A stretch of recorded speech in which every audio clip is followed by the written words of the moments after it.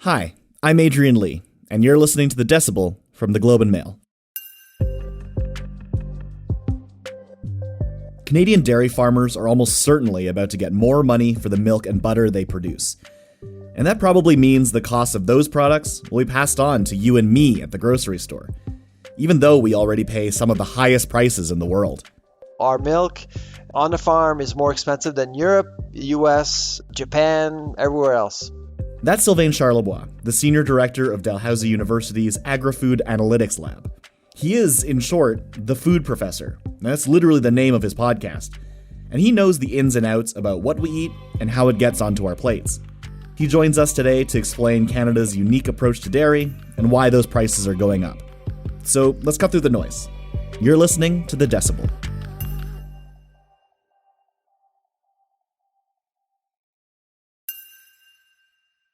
Hi, Sylvain. Thanks for joining us today.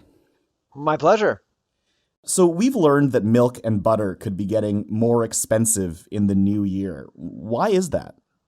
So every year, the Canadian Dairy Commission, a Crown corporation based in Ottawa, has to publish by November 1st its recommendation to provincial boards as to how much more Canadian dairy farmers should be earning for their work. So they basically set a farm gate mill price. So that's the price that farmers would get, not the retail price, but farmers are owed a price for their milk they produce.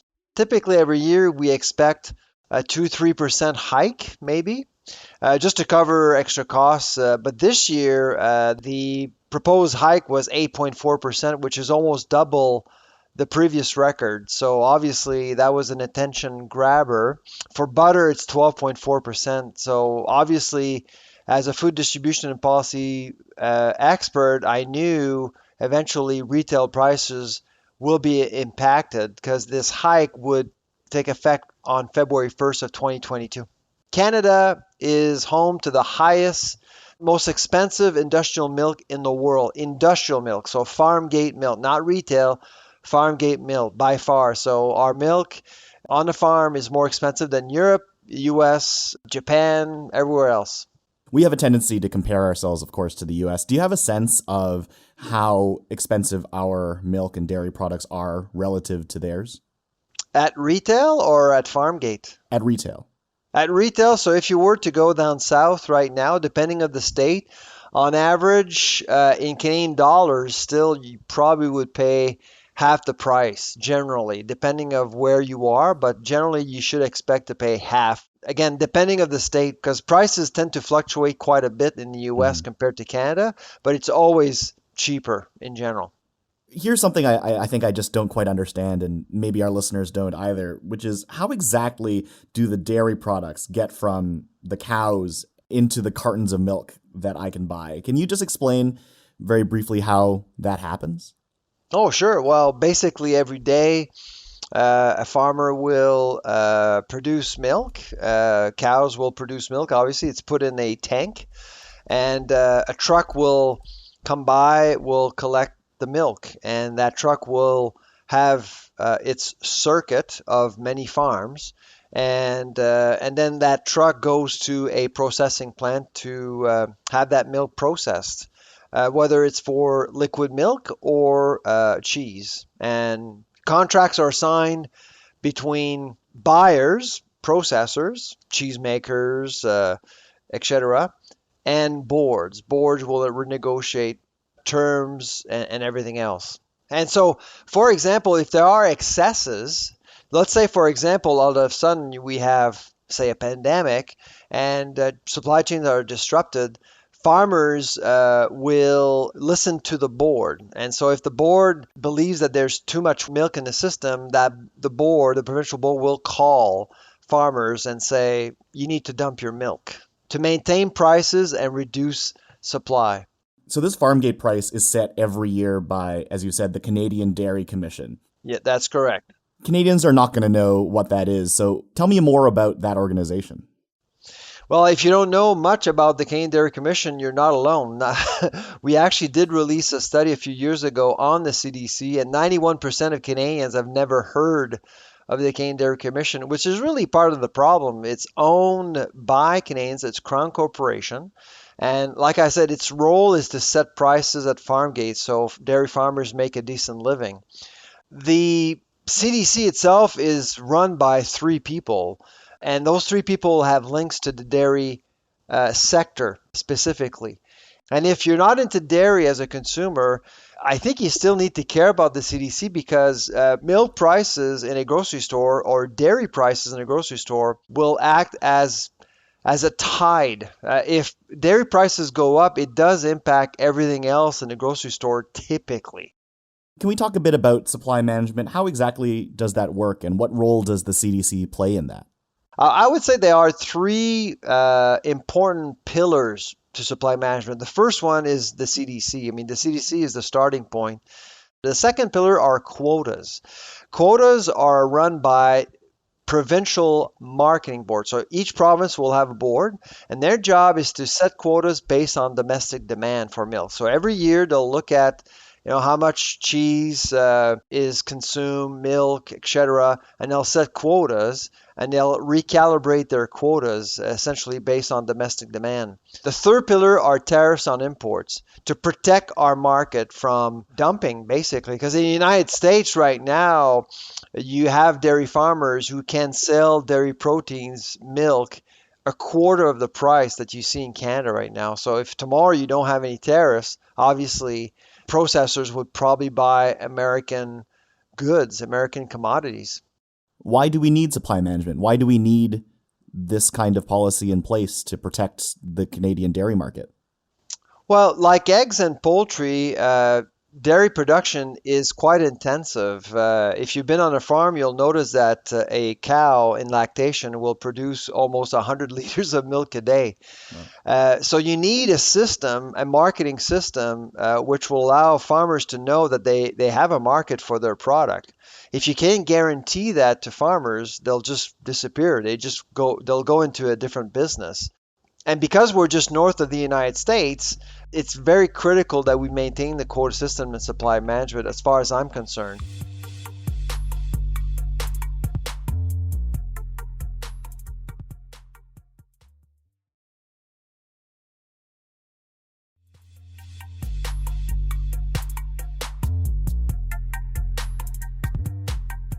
Okay, let's talk about butter specifically now. So the farm gate price of butter is going to increase by 12%. Do you think this is because of what is being called Buttergate? I believe so. I think that's why we're seeing such a huge jump with butter. You see, for many years, dairy farmers were using legally, by the way, it's legal to use palmite, which is a palm oil derivative the industry imports from Asia and other places around the world to allow cows to produce more butter fat. And butter fat is really where the money is right now. We know that the consumption of milk per capita in Canada is dropping every year, but butter consumption is pretty solid. I mean, it's very strong, and yogurt as well. So some dairy products, the demand is very strong. And so without adding more cows to a herd, which is very expensive, they were able to use palmite to increase butter fat until we started to test butter. And Dalhousie here, along with the University of Guelph, we partnered to test over 100 samples of butter to realize that palmatic acids in butter have increased over the years, making butter harder, not melting at room temperature at all. And many Canadians have actually noticed that butter just stayed hard, even though it was out of the fridge for many days. And people wondered what was going on. And we basically decided to get the story out back in February. And the story literally went around the world. How exactly does the use of palm oil derivative lead then to the increase in butter price? So the correlation is quite strong. So we basically measured the content of palmatic acids in butter. And one of the ways to increase that is to actually give palm mite to cows, essentially. There are other factors, but that's certainly one of them. And the correlation is over zero point 0.8, which is really strong. So our study is going to be published in an academic journal, I believe in January, showing clearly that there was a problem. And back in 2015, palmatic acid levels were half of what they were in February of this year. So you can see that basically the industry was getting addicted to using palm mite because it was a cheap way to produce butter fat, which is why I was not surprised at all to see the 12.4% we saw a few weeks ago from the CDC. So the price of many grocery items, though, have been going up because of inflation broadly. And shouldn't Canadians expect and accept that there is going to be a higher price for dairy products too? I mean, the Dairy Farmers of Canada told us in a comment that the price hike in question here is in part to, quote, offset a significant rise in production costs over the COVID-19 pandemic, and that this would ultimately be seen in a rise of just pennies for Canadians. I mean, the problem is not necessarily the 8.4% or the 12.4%. That's not really the issue. The issue is where it's coming from and the process behind it. The CDC, the Canadian Dairy Commission, has claimed that accountants are behind the numbers, and they have raw data. I've actually requested 3 times now to the CDC to know the names of accountants they hire. And we've also requested access to the raw data as well. Because who knows? I mean, maybe the data is self-reported. Are these numbers, the costing used by the CDC, is that data verified by competent authorities? We have no idea. That is the issue. And of course, going back to my comment about the Dairy Farmers of Canada, and the CDC being one, that's really the issue here. There's conflict. And so the governance of the CDC needs to change. That's really what the issue is. The 8.4% makes sense, but where is it coming from? How it was calculated? And because there is this threat that companies may go south to get proteins instead of buying from our own farmers, maybe if we understand the raw data, there could have been an opportunity to spread an increase over 2-3 years instead of just going with 1 year at 8.4%, which is really aggressive, maybe too aggressive. And so where does this all leave the farmers? I mean, this is a huge industry in Canada that employs a lot of people, but it's also, as you've said, it's shrinking. And meanwhile, there's these headwinds from, plant-based milk alternatives. What is the future amid all of this for dairy farmers in Canada? I'm not overly optimistic. I'll be honest with you, Adrian. I actually am worried. We had 45,000 dairy farms back in 1970. We're down to 10,000. On our current path, we are bound to lose half of our farms. We could go from 10,000 dairy farms in Canada to about 5,000 by 2030. And nobody's talking about that. We've lost processing capacity in Canada. It's now being controlled by companies that are based outside of our own country. Dairy products are really expensive in Canada. What are we doing to make sure that Canadians continue to buy Canadian products and not imported products?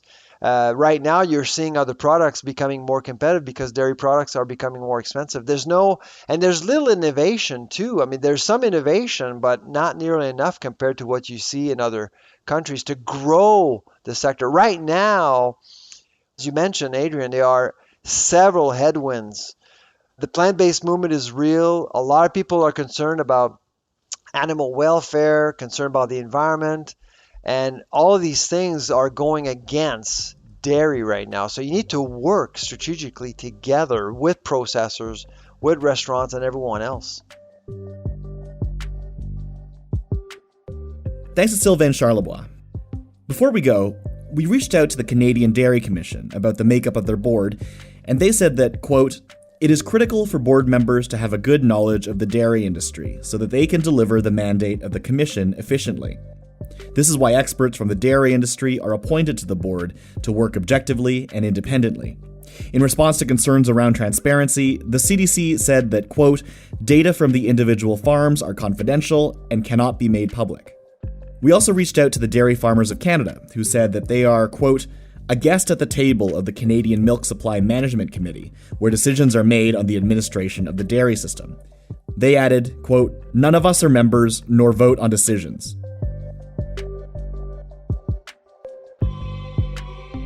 Okay, that's it for today. I'm Adrian Lee. Our producers are Madeline White and Cheryl Sutherland. David Crosby edits the show. Kasia Mihailovich is our senior producer.